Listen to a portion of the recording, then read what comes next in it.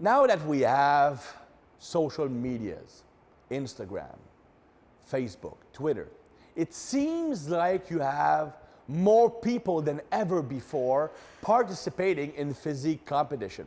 I think also the fact that we now have many different classes. We have now bikini classes, you have the classic physique class, you have the physique class in male bodybuilding. So all these new classes and also the popularity of social medias have made physique competition a lot more popular than ever before. For example, at the provincial championship this year, they had more than 200 athletes, whereas in the past, in my time, it was like 60. I think the impact on social media is very important because people like to broadcast themselves, they like to show off. So of course, preparing for a contest is a great way to show off, posting progress pictures and whatnot. In my opinion, it's a really bad reason to compete, but it's still one of the most popular ones. Now, with all of these people competing, what I'm seeing is more and more people are missing their peak. What I mean by missing their peak is, I don't mean coming in bad shape, like you have 5 pounds to lose. No, I'm talking about people who did the job, did the homework, 1 week out, they look great, and all of a sudden come contest day, they hold water, they're flat, they look a ton worse than they did 2 days before, and 2 days after, they will look awesome. Why are so many people missing their peak? I mean, all these guys are using good bodybuilding coaches with good track records for people, getting people in shape.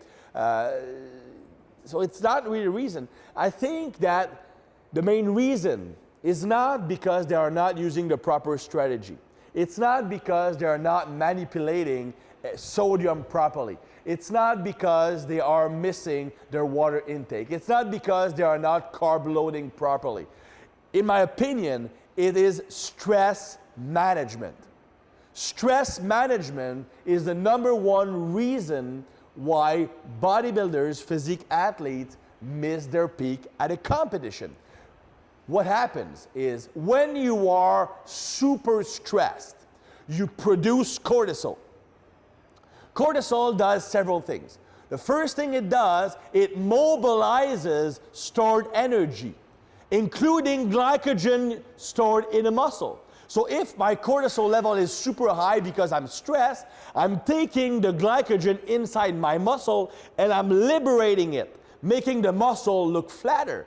Because each gram of carbohydrates stored in the muscle is stored with 3 grams of water. So if I'm taking those out, the muscle looks smaller, right? So it's not pushing against the skin as much. I don't look tight, I look smaller.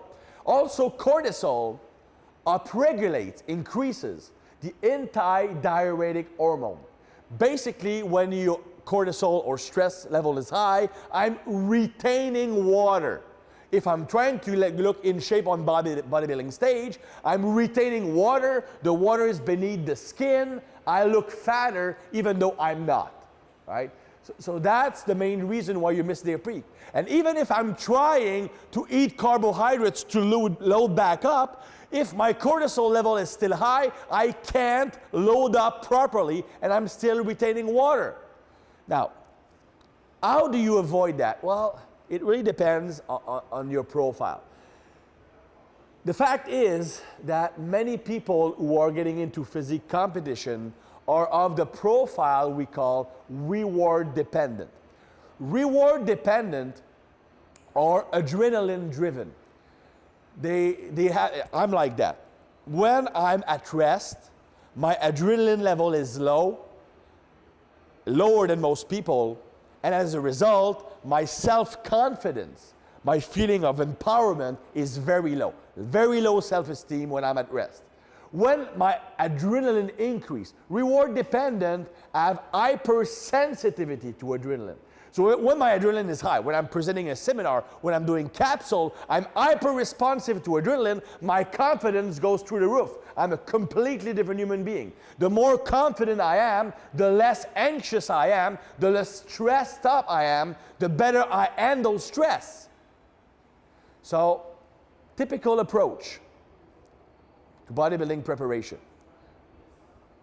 Most people will do a deload. So about 6 days out of a contest, they cut carbohydrates completely and increase training volume to deplete muscle glycogen. Then, after that, they will increase carbohydrates for 3 days and stop training to increase volumization of the muscle by storing more glycogen in a muscle. That works great in theory. But if I'm someone with low self-confidence and who stresses easily, what happens? Well, during those 3 days of depletion, I feel like crap. I'm always tired, I have no energy, my muscles are flat because I'm not eating carbohydrates, so my confidence level goes down. I'm gonna look like crap. I'm looking at myself in the mirror, I'm small, I'm not gonna be good. Then I stop training and start eating carbs. What do I think? Well, I think, well, I'm eating all those carbs, I'm gonna get fat, I'm gonna miss my peak. I'm stressing. Not only that, I'm not training. People like me need adrenaline to feel confident. They need adrenaline to be able to fight stress. So if I stop training, I'm even less confident. Then I'm eating all those carbs, I'm less confident, I'm stressed out, I'm gonna look like shit. I'm gonna miss my peak. I'm stressing over it. So when comes contest day, it's impossible for me to peak properly. Someone like me, which is the case of most people who are into bodybuilding, need to keep training up until the day of the contest or the day prior. Maybe lower volume, but still training because that's what makes them feel good. I also recommend for these people like me who have higher stress level, lower self-confidence, they should not deplete and load up. But you're looking great 1 week out. You're looking great. Why do anything that might jeopardize that? Just keep doing what you were doing, and on that last day, reduce water a bit, eat a bit more carbs, just to look a little bit better. But if you look awesome 1 week out, there is no reason why you should not look just as good. Don't try to gain that 2% and risk losing 15%.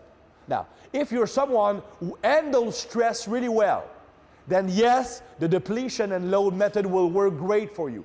So it really depends on your neurological profile, how well you handle stress, how anxious you are, what is your confidence level, what is your experience level. If you're looking great 1 week out, I'm of the school of thought that you should not play with too many variables. Just keep doing what you were doing.